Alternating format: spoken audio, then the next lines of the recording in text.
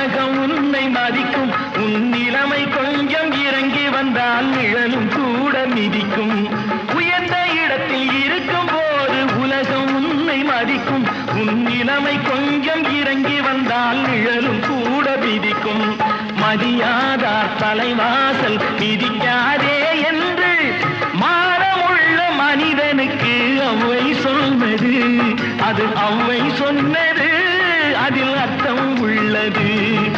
பரமசிவன் கழுத்தில் இருந்து பாம்பு கேட்டது கருடா சௌக்கியமா யாரும் இருக்கும் இடத்தில் இருந்து கொண்டா